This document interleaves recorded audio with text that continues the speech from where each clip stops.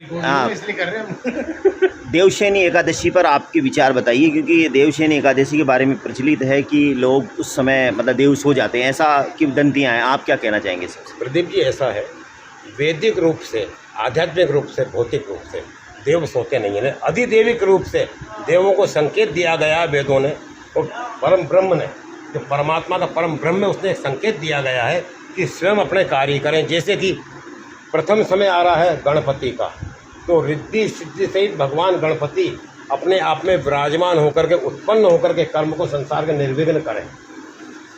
यानी आपका अभिप्राय है कि इसमें देव सोने जैसी कोई बात नहीं है, जो किंवदंतियाँ हैं। आपके अभिप्राय को मैं पूरा कर रहा हूँ, आप चिंता नहीं करें। फिर विषय आता है कि भगवान श्री कृष्ण का जन्म जन्माष्टमी, फिर गोगानवमी, और आगे अपन बढ़ते हैं तो धीरे धीरे फिर आती जलजोलनी एकादशी, कि भगवान क्षीर सागर में जल से स्नान करके देवताओं को पवित्र करते हुए, और श्रीमद् भागवत का 10वां स्कंद कहता है कि यशोदा जी अपने पुत्र यानी बालक के पोतड़े धोने के लिए जल के किनारे गई, यमुना जी के किनारे। इतना आनंदमय उसका नंद उत्सव हो गया और आनंद ही आनंद हो गया। लेकिन देवता प्रसन्न होकर पुष्पों की वर्षा कर रहे हैं, तो पुष्प वर्षा कौन करता? आगे थोड़ा अपन इसमें बढ़ते हैं तो फिर आती है अपने श्रीमद् भागवत की पूर्णावधि, परीक्षित की मोक्ष, जिससे संसार के सारे पितरों की मोक्ष, अधम देह की मोक्ष, संसार के जीवों की मोक्ष, और वेदों की साक्षी से लेकर के ब्रह्म सनातन की। फिर और थोड़ा आगे अपन बढ़ते हैं तो फिर आती विजयदशमी। अब प्रश्न ये आता है कि विजयदशमी से पहले श्राद्ध पक्ष भी आ जाता है, तो श्राद्धों में पितृ खूब खा रहे हैं, उनके नाम पे ब्राह्मण जीम रहे हैं और देवता सो रहे हैं। कौन से पितृ सो रहे हैं? तो एक उदाहरण बहुत अच्छा है कि नवरात्रि हम क्यों मनाते हैं। एक नवरात्रि हम क्यों मनाते हैं? जब शव थे भगवान शिव, उससे एक शिवलिंगी पृथ्वी पर था, तो 16,000 वर्ष की तपस्या करते करते पार्वती जी ने संकल्प लिया कि जब मैं तपस्या कर रही थी, बाल रूप में मेरे सामने खेल रहे थे। आज ये समाज संसार कह रहा है शव शव शव, जैसे शब्द होगा शव, मेरा तो एक शिव। 9 दिन तक पार्वती जी ने पृथ्वी के ऊपर दाहिने पांव के अंगूठे के नाखून पर खड़े होकर के तप किया।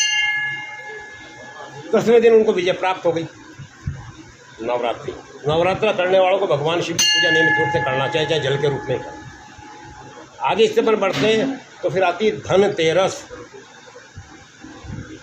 धनतेरस यानी त्रयोदशी का दान परिपूर्ण दीप अग्नि की साक्षी से लेकर के जब हम हर्ष उल्लास के साथ आनंद लेते हैं, उसको मनाते हैं, तो त्रयोदशी पूरी होकर धन्वंतरी जी का जन्म हो जाता है। तो संसार की सारी औषधियाँ रह करके सब निरोग और स्वस्थ रहें। इसके बाद में रूप चतुर्दशी, वो कैसी रूप चतुर्दशी? संसार की अभिलाओं को, संसार की नारियों को, और 3 रूप संसार में बहुत बड़े हैं। सबसे पहले जिसकी नाक कटी, क्या नाम था? स्वरूप नखा, उसके मुकाबले को सुंदर नहीं था। दूसरे नंबर पर वेदेही, और तीसरे नंबर पर पार्वती। तो सुंदरता के रूप को धारण करके रूप चतुर्दशी के दिन जब देवताओं ने प्रार्थना की और 16 श्रृंगार का 16 कलायुक्त चंद्रमा को आशीर्वाद दिया गया, तो उस समय पृथ्वी के अंदर भगवान शिव अपने आप में प्रकट होकर के और शव के शिव हो गए। तो पार्वती का तप पूरा हुआ। भगवान का नाम लेने वाला, तप करने वाला, पूजा करना और मन से उसको मानने वाला, निश्चित रूप से उसकी मनोकामना परिपूर्ण हो, कोई संदेह नहीं है। तब उस समय देखा गया कि लक्ष्मी जी आ गई, और लक्ष्मी जी जब आई तो आकर के कहने लगी, बोले मेरा एक मानसिक रूप से द्रव तत्व एक पर्वत में छिपा हुआ है। तो दूसरे दिन दीपावली के गिरिराज जी का जन्म हो गया। आगे जब बढ़ते हैं तो गोप अष्टमी, 84 लाख देवता गौ के शरीर में समा करके और अदृश्य रूप भगवान विष्णु का अगोचर से अदम बना करके और साक्षात विराट रूप के दर्शन करा रही है गौ, जो पृथ्वी का रूप भी है, लक्ष्मी का रूप भी है, 16 रूप गौ के।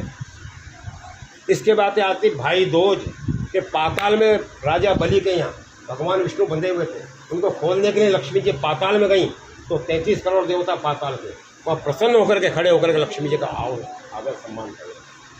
अपने पति को छुड़ा करके उनसे लाई, और रक्षा सूत्र में जब राखी बांधी तो लक्ष्मी जी ने क्या कहा, मुझे पैसा नहीं चाहिए, ये खड़ा हो ना 52 रूप में, ये मुझे दे दो।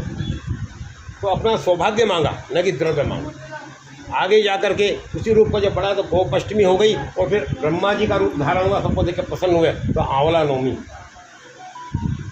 फिर आगे जब बढ़ते हैं बोले देव प्रमोदनी एकादशी, कौन से पंचांग में लिखी? देवशयनी एकादशी। देव प्रमोदनी यानी आनंद ही आनंद हो गए और सबको संकेत मिल गए कि भगवान शिव को 1 महीने अपने आसन पर पृथ्वी की रक्षा के लिए तप करना है। वेदाचार्यों को भादों में दूसरे महीने में पूरे तप करना है। पितरों को शांति प्राप्त होना है, 9 दुर्गा को शांति प्राप्त करना है, विजय प्राप्त करना है।